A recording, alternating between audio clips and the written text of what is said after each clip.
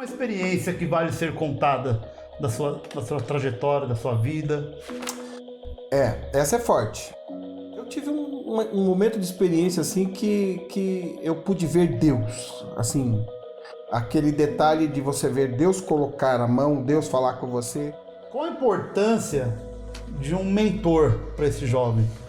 Quanto vale uma pessoa orientar? A importância desse aconselhador, desse mentor, ela é de grande valia porque os jovens, eles estão se fechando e eles não têm procurado um aconselhador.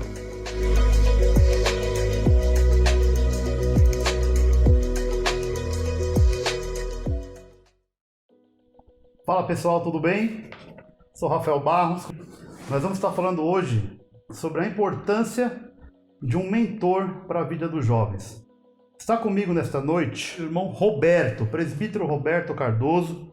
Ele já foi cooperador, diácono, presbítero, professor de teologia, superintendente da Escola Bíblica Dominical, dirigente de congregação, é formado em hebraico pela FTB, 3 formação na CPO, curso preparatório de obreiros, e pelo ICP, bacharel em teologia, também médio e o básico de teologia pelo CETAD, a qual formou quantas turmas por lá também?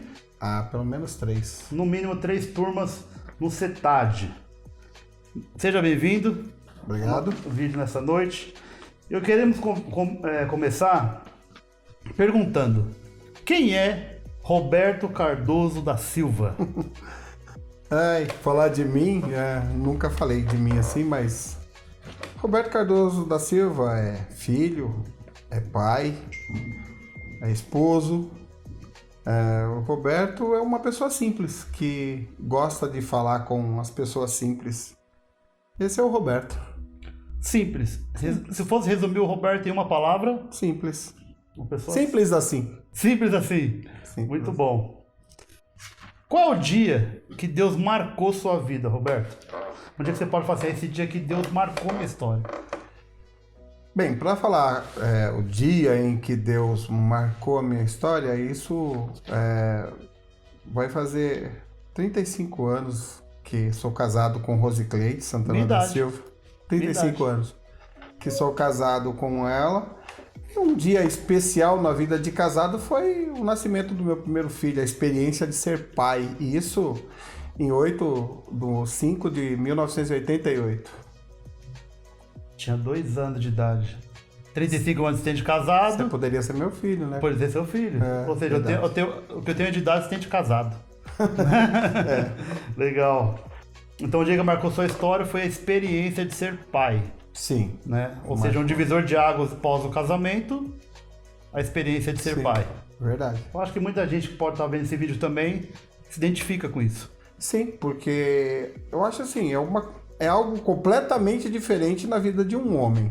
Já que eu estou falando de mim, né? Então eu tenho que dizer assim que ainda muito novo, sem experiência nenhuma, ser pai, aquela sensação que... Muito bom. Eu acho que a gente não explica fácil, né? Eu posso dizer o mesmo, que quando eu tive a primeira filha, eu não acreditava que eu tinha sido pai. É verdade. Foi difícil dormir a primeira noite com minha filha em casa. A gente fica assim, né? Meio tordoado, meio bobo, né? Abestado, né? Como diz alguém. Legal. Uma experiência que vale ser contada da sua trajetória, da sua vida. Essa é forte. Essa experiência que eu vou contar foi... entre outras, mas eu tive um momento de experiência assim que eu pude ver Deus, assim, aquele detalhe de você ver Deus colocar a mão, Deus falar com você. Foi um momento difícil da minha vida. Eu estava tendo o segundo filho, o Alan, né? Quando a gente estava vindo de um mercado e eu cochilei no volante, bati num poste. Estava o Alan ainda recém-nascido, de meses, e o Danilo com 4 anos no carro. E essa experiência foi terrível porque a minha esposa se feriu muito, eu me feri, o Danilo feriu pouco, mas como o meu segundo filho, que é o Alan, estava no banco, no colo, mamando, Quando eu bati, a minha esposa não percebeu, ela bateu o rosto no vidro e o Alan, que era ainda bebê, ele fraturou o crânio, quebrou a clavícula. A minha esposa teve 17 pontos no rosto. Então, uma experiência dura, mas que eu pude ver a mão de Deus, porque quando a gente estava no hospital e o Alan teve um diagnóstico ruim para a gente ouvir, que ele poderia ficar dependente de remédios, Gardenal, por exemplo, então bate um desespero, mas aí veio uma serva de Deus, por isso que essa experiência é muito importante e forte. Veio uma serva de Deus e disse, Deus mandou vir orar por uma família aqui no hospital. A gente não conhecia muita gente ainda, isso foi na cidade de Ourinhos. Não conhecia essa pessoa também? Conhecia sim, da igreja, conhecia, mas assim, ter contato, conversar com ela, não. Ela disse que estava em casa orando e chegou lá e disse assim, Deus mandou vir aqui orar por uma família. Ela chegou no hospital, estávamos internados, todos separados um do outro, mas a minha esposa que conseguiu levantar primeiro, eu estava sedado, mas ela conta isso para mim com exatidão. Foi quando ela falou assim, eu vim orar, então eu acabei de me acidentar, tal, meu filho tá aqui, e ele tava lá, desenganado, lá o médico dizendo que se ele vivesse, ele ia ficar ruim porque ele bateu a cabeça, né, e teve traumatismo, então essa experiência foi muito dura, ouvir isso do médico, mas de repente quando aquela irmã vai orar, que o médico havia falado aquilo, de Gardenal, ela vai orar, ela disse, eu vi um homem de branco aqui. E na hora o Alan levantou. Olha. A cabeça. É um milagre. Muito forte. Ou seja, uma experiência que vale ser contada, é uma experiência vivida quando você vê a mão de Deus. Sim. Operando, onde nós não achamos que podemos ser operados. E o remédio foi suspenso, o Alan reagiu na hora, e Deus é tão bom que naquele momento difícil, a obstetra da minha esposa e pediatra, ela gostou tanto do Alan que ela cuidou dele por 6 meses ainda, de graça, não paguei nada. O médico, que era o esposo dela, porque eu e a Cleide, né, é assim que eu chamo a minha esposa, ela teve eu e ela, na verdade, tem uma incompatibilidade sanguínea. Ele pegou e falou, olha, é melhor vocês operar. Operou, e nós não pagamos nada. Foi tudo assim, a mão de Deus nesse momento, né? E para a glória de Deus, eu quero dizer que o Alan tá ali por trás das câmeras, dando joia assim. Ele está ali por trás da câmera. Hoje ele tem 27 anos, está formado em arquitetura e a gente louva a Deus. Então é uma experiência que eu divido pouco com pessoas assim, a minha primeira vez até ao público, para falar a verdade, e eu conto isso como uma experiência muito forte e eu pude ver Deus. Olha aí, que experiência, viu? Talvez você também tenha uma experiência, tenha passado algo com Deus, e eu acho que se eu fosse falar algo também, era algo que marcasse minha vida com Deus, né? Eu aprendi que às vezes, se você não conhecesse a Deus, muitas das vezes você já recebeu o conselho de conhecer a Deus, mas uma dor vale mais do que 1000 conselhos. Verdade. Que a dor te ensina, a dor te molda, né? E a dor traz experiências que vale a pena ser contada. E te aproxima de Deus. E te aproxima de Deus. Essa é a verdade. Muito bom. Dando continuidade aqui ao nosso tema, por que nós escolhemos o irmão Roberto para estar falando hoje conosco? Porque a Bíblia fala que o nosso ministério ele seja manifesto a todos, né? E o irmão Roberto, nós vemos que ele é um homem muito procurado para conselhos, né? Sim. Tanto na parte de jovens, até mesmo nas crianças, das irmãs, dos irmãos, e N fatores, até nos cooperadores. Então nós escolhemos o irmão Roberto para ele nos ajudar a ensinar, a falar um pouco sobre mentoria, sobre aconselhamento, né? Colocamos aqui um aconselhador. E eu queria começar com aqui algumas perguntas que nós fizemos aqui. E entre umas delas quais os maiores desafios que os jovens enfrentam nos dias de hoje? Olha, existem vários, né? Existem vários desafios. Eu tenho comigo que a tecnologia hoje ela é muito desafiadora para os jovens. Eu penso que isso rouba o jovem do seio da família, do seio da sociedade, rouba o jovem de ter amigos, de estar com a família. Eu entendo que hoje a tecnologia, ela por ser assim muito rápida, tudo no mesmo dia passa a ser obsoleto. Então eu acho que é desafiador para o jovem, mas sem dúvida também eu não me alia às diversas ideologias que estão aí entrando nas cátedras ou nessas grandes escolas, nas faculdades. Então são esses os desafios. Ou seja, tecnologias e ideologias deste tempo. Desse tempo, porque eu acho que isso, eu vejo que isso realmente tem feito muita gente refém. Ou seja, falta de equilíbrio. Sim, mesmo porque existe aí, já que estamos falando para um público praticamente evangélico, sim, né? Sim. Então nós podemos ver que tem um espírito do anticristo por trás disso, que faz com que a intenção é roubar mesmo os jovens do seio da família e do seio da sociedade e da igreja. Uma estratégia para arrancar eles, então, né? Esse espírito está... E a tecnologia é a maior arma.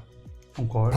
Para propagação desse espírito que está. Por isso que eu vejo isso como um grande desafio, e a pergunta, na verdade, é os maiores desafios, né? Eu vejo isso como um grande desafio, porque a gente está observando, nossos jovens estão pintando o cabelo de roxo, estão pintando o cabelo de amarelo, quer dizer, estão cortando os pulsos. Com qual sentido, então, né? Então eu acho que a influência da tecnologia, ela é muito forte. É interessante isso, porque por meio da tecnologia eles vão entrando em alguns mundos virtual. Sim. E vai atraindo outras coisas. A Bíblia fala que um abismo chama outro abismo. Exatamente. Quando chega a ver jovens, eu vi uma matéria hoje pelo Estadão que a cada 4 jovens estão entrando em depressão. Ai, é um dado muito forte. Muito forte. Se não me engano, antes de 2019, o índice de jovens de 18 a 28 anos mais ou menos era de 25%. Hoje está 56% desses jovens se mutilando, perdendo a alegria, perdendo o prazer de Número viver. Muito forte. Eu entendo preocupante. Sim. Né? E esses jovens não estão buscando ajuda. Porque eles estão se fechando no mundo deles. Porque eles têm na mão deles ali o mundo inteiro. Acha que tem ali. Então, quer dizer, ele tem algo que parece ser um mundo inteiro dele ali, mas ele se sente só, isolado, ele se sente fechado. E isso está trazendo consequências. Esses tipos de consequências que você acabou de citar. Então acho aí um grande desafio. Para mim né? O meu modo de ver, sim, é saber lidar com isso. Mapear e saber lidar. É saber lidar com isso. Mapear é importante. Essa palavra tem uma importância muito grande. Uma segunda pergunta que vai muito com a primeira. Esses jovens que estão nos assistindo hoje, que estão vendo isso, talvez possa estar passando por isso. Né? Sim. Qual a importância de um mentor para esse jovem? Quanto vale uma pessoa orientar? Porque já teve muita experiência de pessoas te procurar e vidas foram mudadas. Sim. De fato, eu fui um desses. Eu não sabia direito, mas tudo bem. Eu fui um desses que me ajudou muito. E em momentos que eu precisei, você me direcionou para alguns caminhos. Qual a importância de um aconselhador para quem está nos assistindo? Para a pessoa procurar. Quanto vale esse tipo de conselho e essa pessoa?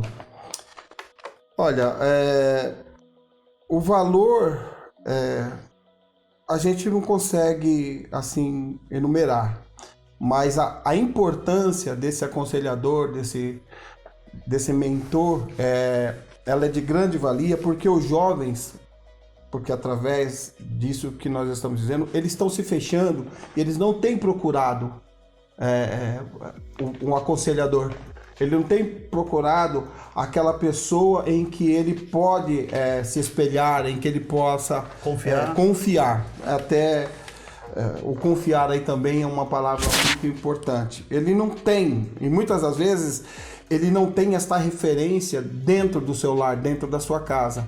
Porque quando você usa essa palavra mentor para jovens evangélicos, eu acho que isso está muito além do mundo físico, no meu modo de ver. Porque um mentor para jovem cristão, você não vê um mentor para jovem cristão formando-se em faculdades, Verdade. formando no dia a dia. Ele tem que ser uma formação metafísica, espiritual, que é algo que é mais forte para o jovem. Mas só que, assim, o principal mentor do jovem são os pais. Concordo. São os pais. O pai tem que... Você até acabou de falar uma palavra de mapeamento. Então, acho que os pais têm uma mentoria que seria de grande valia para o jovem, porque é ele quem sente mais, é ele quem vê mais dia a dia na vida odierna desse jovem. Então ele consegue sentir. Então o que o pai e a mãe têm que fazer? Mapear, como você usou a palavra, falei que era importante, mapear, conversar mais com ele. Dar liberdade para ouvi-lo. Ver mais a necessidade dele. Porque, por incrível que pareça, hoje se paga muito dinheiro para se ouvir uma pessoa sentada e o jovem contar toda a vida dele para esse profissional da área, que seria um psicólogo, por exemplo, quando o pai poderia sentar com o filho e ouvir o filho. Então, não tem valor esse mentor. Assim. Primeiro passo dentro de casa. A escola. Olha só, nós estávamos falando para o público jovem, mas aqui chama muita atenção. Os pais. Não tem como não falar dos pais. Eu tenho 3 filhas que são ainda... Uma está entrando na pré-adolescência, outras são crianças.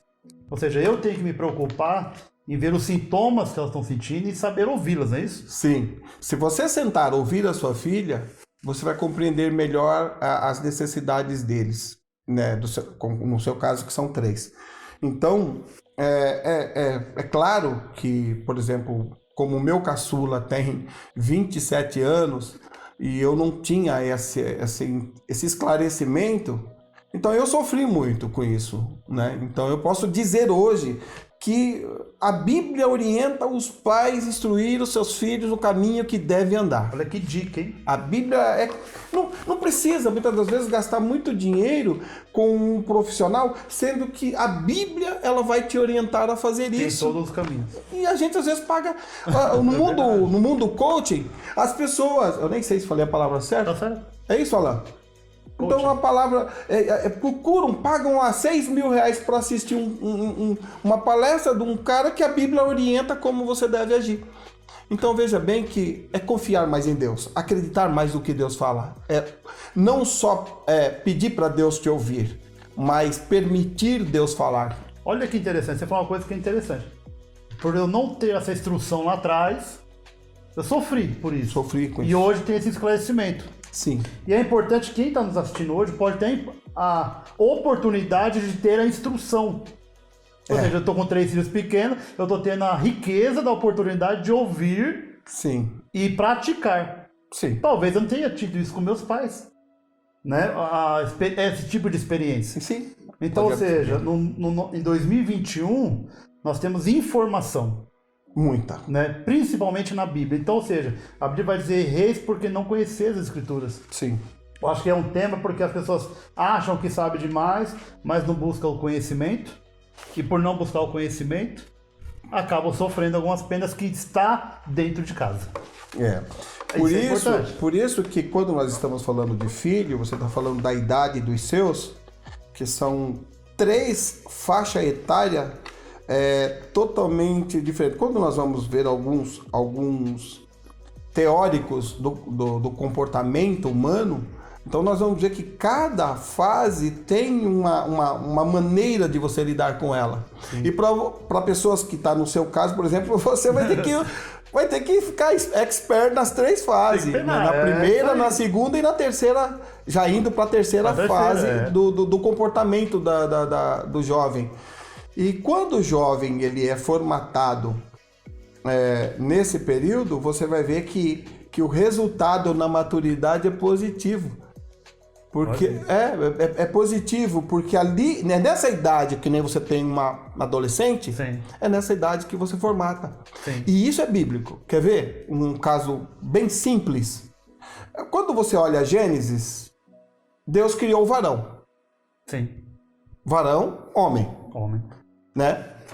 E no Gênesis capítulo 2, vai dizer que Deus formou o varão. Peraí, criou ou formou? Aí é a questão. Então você cria seu filho, ok? Agora, esse criar o filho e formar tem uma diferença.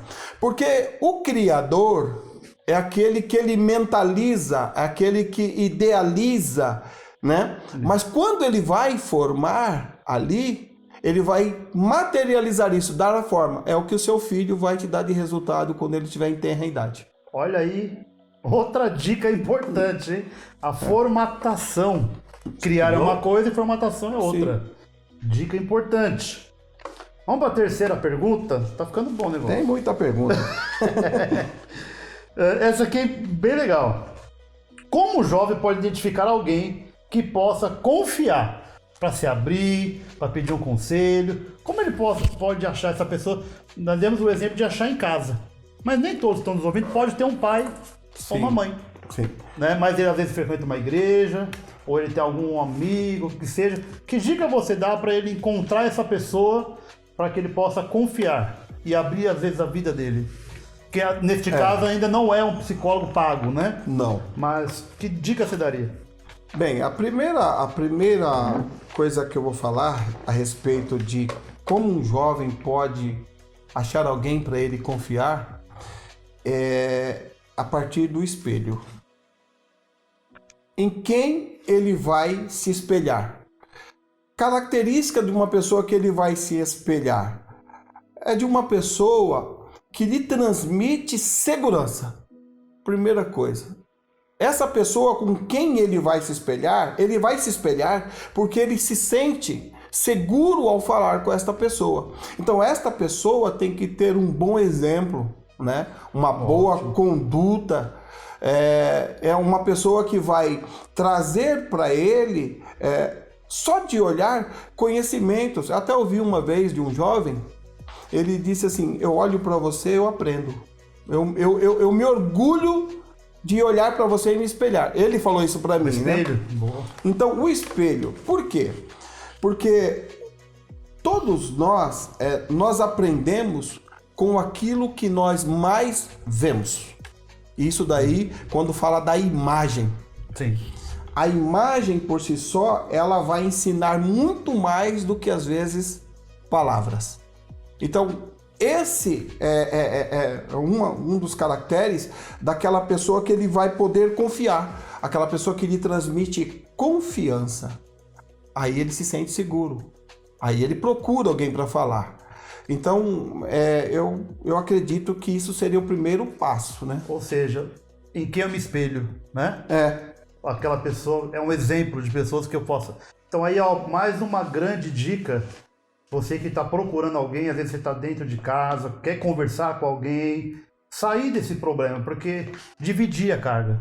Sim. O próprio Jesus falou: vinde a mim todos que estáis cansados e sobrecarregados, que eu vos aliviarei. O perdão, ele dá um alívio também, né? Também, sim. Tira um fardo. Sim. E este fardo, muitas das vezes, está matando a pessoa viva. A pessoa está deixando de ter a própria vida em vida. É ruim isso.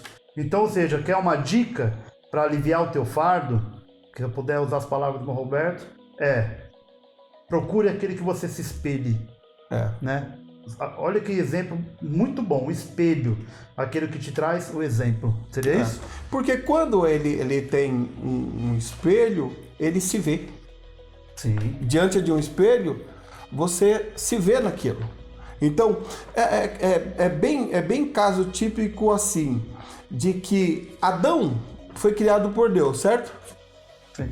Que referência Adão teria para poder ser quem ele foi? É interessante, até vou talvez, não vou explicar com detalhes que seria muito longo, mas Adão, ele foi criado por Deus. Deus criou ele. Aí Deus formou ele. Mas para que isso se tornasse vivo, real, precisou Deus dar a ele de si, que seria o fôlego, né? Não é? Então, mas para Deus dar o fôlego para quem ele formou, o próprio Deus se curva diante da sua criatura. Sim. Forte, hein? E quando ele se curva diante da sua criatura, a criatura se tornou alma vivente. Qual é a primeira coisa que ele vê a partir do momento que ele se torna alma vivente? O Criador. O próprio Criador. Esse é o espelho. É o espelho. Por isso, ele tinha então como espelho o próprio Criador dele, que era o que estava de frente com ele, lhe dando fôlego de vida. Foi fundo essa, hein? Então, se eu não for explicar isso, eu vou muito longe. Mas a questão do espelho é muito importante, porque a pessoa se vê Isso aí. de forma integral. Então, o que o homem viu quando ele se espelhou em Deus?